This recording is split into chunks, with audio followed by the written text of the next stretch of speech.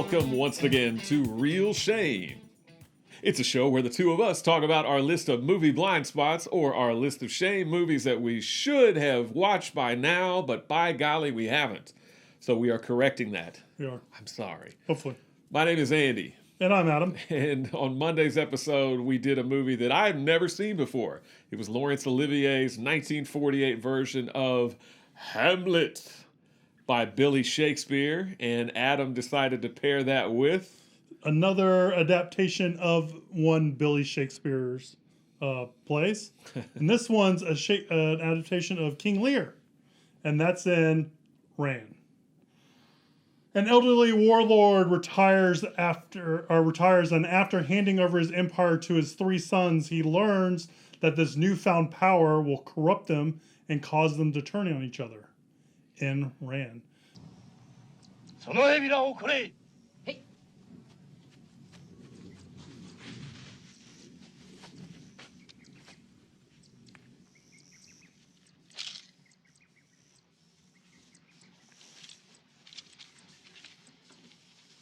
これを折ってみよう。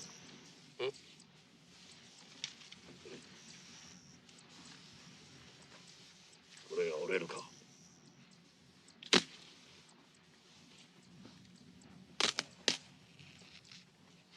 ではこれを束ねて折ってみよう。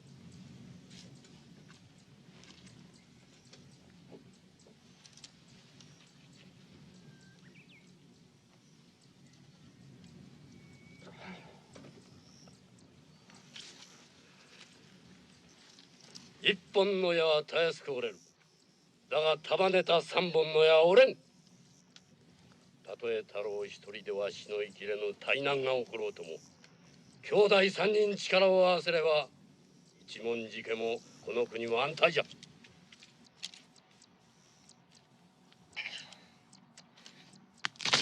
父上、三つの矢を束ねても折れぬとは言えません。 This came out in 1985. It is written and directed by Akira Kurosawa. It's also written by Hideo Uguni and Masato Ide, I want to say. Hopefully that's close. Ran generally translates in Japanese to mean chaos or revolt. It's a movie that I haven't seen. Have you seen this one? I have seen it several times. Okay. Well, Andy's seen it several times. I have not seen it. But guess what? It's your week. So what time is it you're seeing it? Is it your third time? And what do you think about it this time around?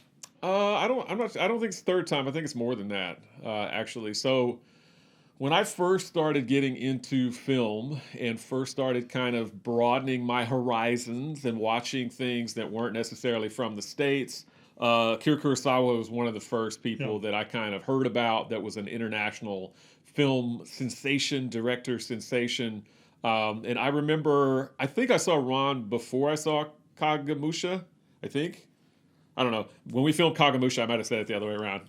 Who cares? Anyway, but Ron is one of those movies that I actually had like a dubbed cassette of. Like I dubbed a cassette. Like I think I rented it and I copied it. Copied it. You know, the statute of limitations has expired, so don't come after me. But anyway, I remember I watched it several times. I showed it to different people who were probably bored to tears. You know, they're like, let's watch something else. But it's one of those movies that I remember watching in particular. Whoops, something just fell down. I remember watching in particular that the first battle scene in Ron where they attack the castle, because I just thought that was so amazing. So I've seen at least that portion of the movie a bunch, but I've seen the movie itself in its entirety a few times, probably, I don't know, 4 or 5 times, something like that. But anyway, I really love Ron a lot. I like it better than Kagemusha. I think I used to be the other way around. But watching, when we did Kagemusha for the show, I still liked it, but I do feel like 10 minutes of horses falling down and getting up was a little bit, as you said, kind of indulgent. And just on the whole, I think Kagemusha is still a great film. And it's, it's beautifully shot and it's got great music and great cinematography. But I think I like Ron better, honestly. I just like the story more. But yeah, I really, really enjoy this. I have not ever read King Lear, Yeah. and I don't think I've ever seen it performed. I do know that it is about King Lear and his 3 daughters, and I had to write their names down: Goneril, Regan, and Cordelia. What's the first one again? Goneril. Okay, I heard something else. No, not gonorrhea. Goneril, Reagan, and Cordelia. And in this movie, they're represented by Taro, Jiro, and Jiro's not dreaming of sushi in this movie. No, he's not. And Saburo. But I was. Yes, Taro, Jiro, and Saburo. But no, I really enjoyed this movie. Before I kind of get into more of that, this is your first time seeing it. First time seeing So it. I would like to know a little bit about what you thought of it, and did you like it better or worse than Kagemusha? So I also have not read King Lear, seen any King Lear adaptations, been to the King Lear kind of stuff. I will say that King Lear, it was the first Shakespeare play was played on Stephen's Day in 1606. What the hell is St. Stephen's Day? I don't know. That's from IMDb. Okay. Oh no, it's not. It's from Wikipedia. Okay. I do this to sound smart, and then it backfired just right now. No. We're gonna have to look that up. St. Stephen's Day. I don't know what that is. I think I like Akira Kurosawa's earlier films better than his later films. Really? Because I like how propulsive Hidden Fortresses, how propulsive Seven Samurai, Yojimbo, Sanjiro, like all those movies, like they feel like there's no fat. It just feels like it gets to the point, and they feel very modern in their storytelling. But these Kagemusha that we watch and Ron now, there's a lot of parts where it just feels to me like it lags a little bit and it just feels really slow. And some of the vistas where he's showing like the different scenery backgrounds with like the sun coming through the clouds and stuff like that. It's like it's very pretty, but it's also like I'm not. It's not really doing much for me other than, just being pretty and all that kind of stuff. So I like this a lot. I just felt like it felt, again, kind of indulgent a little bit, and it felt a little slow for me. So that's kind of where I wound up on it. I really like, again, I think I said with Kagemusha, I really like the costume design. I think it looks great. I like that the warlord, he has almost, his makeup is very lyrical almost. It doesn't look traditional. Like it doesn't look traditional. It doesn't look like old age makeup, right? It looks very like kabuki inspired, I would assume, or something like that.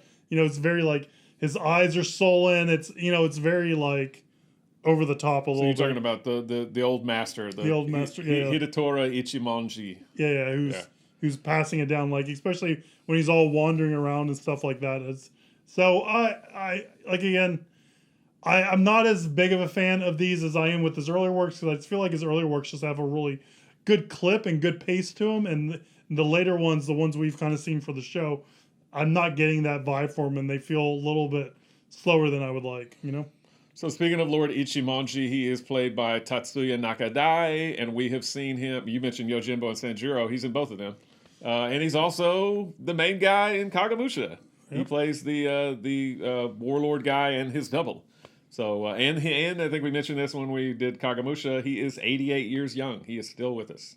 And I think I like his acting. performance better in Kagemusha than this one.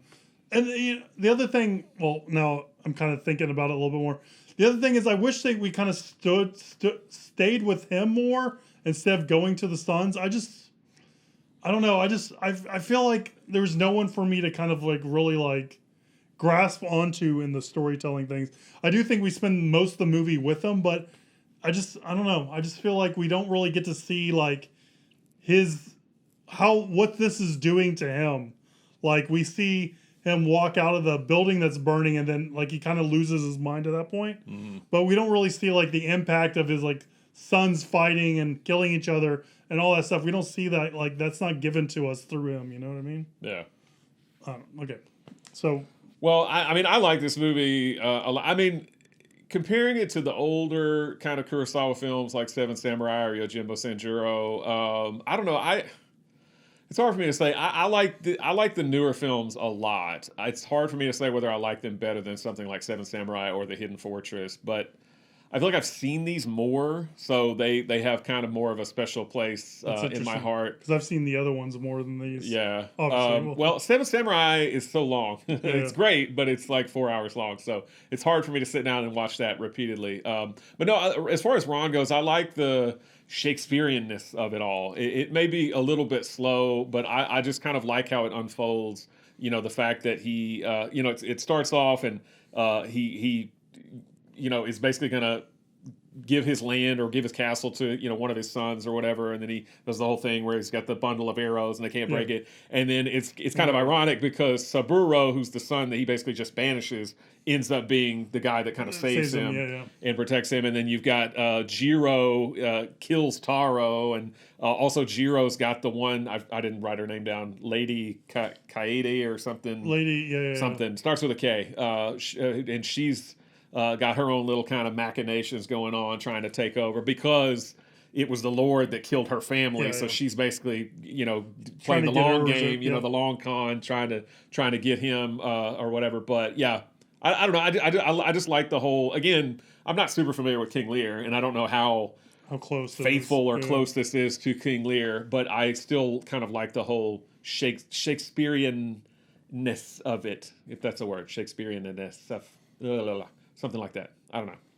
But no, I enjoy this movie. And again, I really, really love the soundtrack, which is behind us on vinyl back there. I really, really like the soundtrack to this movie. I really like the cinematography, just like Kagemusha. It's very colorful. And that first battle scene where they attack the castle, I absolutely love that. I've watched that so many times. Especially the one guy that's like holding his own arm that's been severed. Yeah. He's just in disbelief, which I would be in disbelief. And the one guy is like running and he gets like hit by a horse and knocked down, and then horses like run like right over it. I'm like, that guy's a brave stuntman. That guy's crazy. And then also the second battle is also pretty impressive, where they're kind of going through the field and they're picking them off from the woods. I like that a lot. But yeah. What do you think of the jester? He's a jester. Yeah. He's played by a guy that's known as Peter, and he's still, as far as I know, he's still acting in Japan. I know he's in a movie that was put out on Blu-ray called Funeral Parade of Roses in the last couple of years, but I have not seen that. I don't know. Did you find him annoying? Yeah, a little bit. I mean, he's there to be like the cartoonish and kind of, yeah. And sometimes I'm like, why is this guy keeping a row? Like, I mean, I would be like, because he's very like, I don't know. He tries to be funny, but sometimes it's just like, man, he's really laying into that. Yeah. He's known as like a mononym, whatever, single name, like Prince. He's known as Peter because it comes from like Peter Pan, something like that. Interesting. Yeah, he's a character. But yeah, I mean, I kind of wish I was vibing this a little bit more. It just felt slow to me this time, and maybe I feel like I say this a lot, but I think it's also true that upon revisiting, having the correct kind of levels, having the correct knowing what I'm getting into, I guess would be beneficial, and I'll probably get more enjoyment out of it and all that kind of stuff. Gotcha. So it's 96% fresh on Rotten Tomatoes, 95% audience score. It got 2 thumbs up from Siskel and Ebert. And on their 10 best list of the year, it was number 2 on Siskel's list and number 5 on Roger Ebert's list.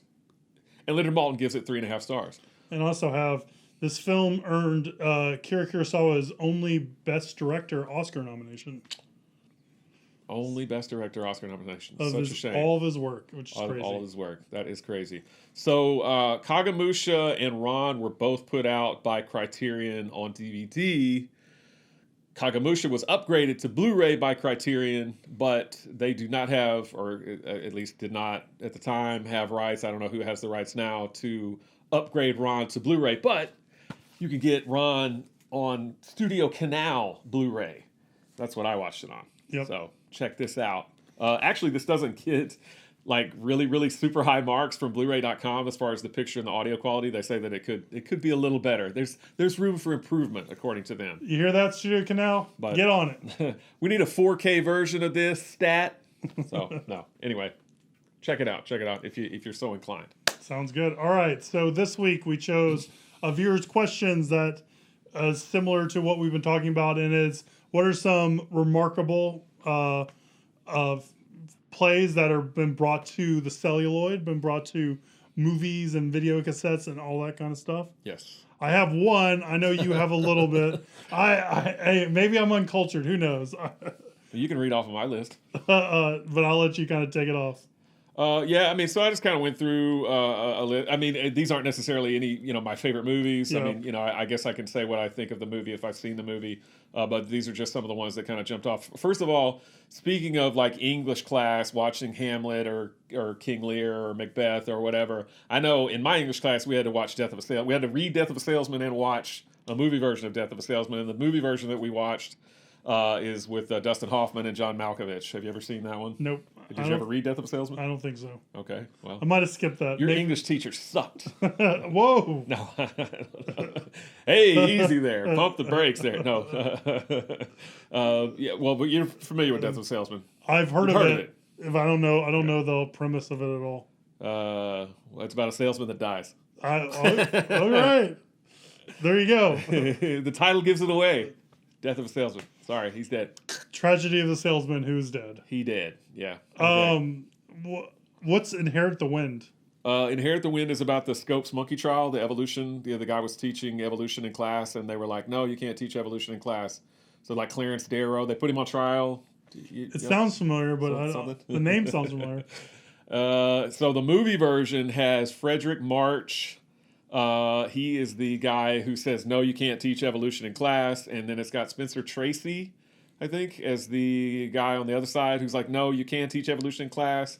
And it's the guy from Bewitched. It's Dick Sargent, I think. The first guy, or Dick York. It's one of the Dicks. It sounded weird. Anyway, it's one of those guys. He plays Scopes, the guy who's teaching evolution. And then, does that have Orson Welles as Clarence Darrow? I don't know. Well, I could be getting confused. Yeah. That's Inherit the Wind. One that we don't have here. Well, no, wait. That's based off a novel. I don't think it's based off a play. Never mind. Ignore that. Okay.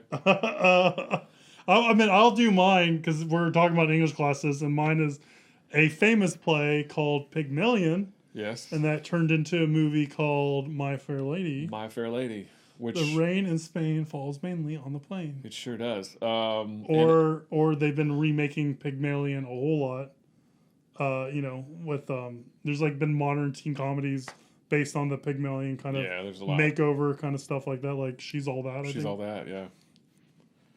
Yeah, and My Fair Lady actually they're coming out with a 4K version. Are they really? Of My Fair Lady out on Blu-ray. Yes, it may already be out. Well, it's probably already out by the time this airs. So if you're equipped for 4K, go for it. You can, and you love My Fair Lady, you can watch the new My Fair Lady, which Blu-ray.com does give that very high marks. Better than Ran. Better than Ron, yes, absolutely. Ron. I ran so far away. Uh-huh. I'm going to skip some of these other ones. Well, one that I've mentioned like 50 times on the show, Breaker Morant, is based on a play. There you go. We will have to do that on the show one of these days. Amadeus on there, which I've never seen, but I'm kind of curious to see. I think that's on your list. Amadeus. It is. Milos Forman's Amadeus. We may have mentioned Glenn Ross before. I can't remember. Always Be Closing, ABC, Alec Baldwin. You get a set of steak knives, all that stuff. My watch costs more than your car. And then the final one that I will mention is Noises Off. Peter Bogdanovich's Noises Off. That's a really funny comedy. Everything that can go wrong does go wrong while people are putting on a play, and it's really, really hilarious. I hear that's really good. It is funny. Yeah, we'll have to do that on the show as well. We didn't mention the one we've already done, which is not an officer job. You Can't Handle the Truth. I don't know where my Few Good Men. Yeah, Few Good Men. Sorry, Few Good Men. We didn't. Yes, and that's we love that one. Yeah, we do. Sorry, brain fart. Oh, well, you know what? I said I wasn't going to mention anymore, but shades of a little foreshadowing for next week. Alfred Hitchcock, although this is not the movie we're going to do, but Alfred Hitchcock did a version of a play called Rope. There you go. He did it in one take, apparently. Yeah, one take. Wink, wink. All right. You can tell where the cuts are. Yeah. Oh, I've never seen Rope, so I don't know. Yeah. Okay, anything else? That's it. All right. Well, we've probably left a lot off the list, so Why don't you tell us what your favorite plays turned movies are? We omitted musicals for this, so we ask you to do the same, but who cares? Just write whatever you want. We'll read it. It's all good here. That was our review on Run. If you've seen it and you feel different, if you feel like me, let me know. If you feel like Andy, let him know. Leave us a comment below. Like, share, subscribe, do all that social media stuff with our videos and our podcast, because that really does help. Shoot us emails for viewers' questions or for movies you want us to review. That's realshame@gmail.com. We're on Instagram @realshame. And then stay tuned next week as we dig into some thrillers that I haven't seen. And we'll see you soon, guys. Bye.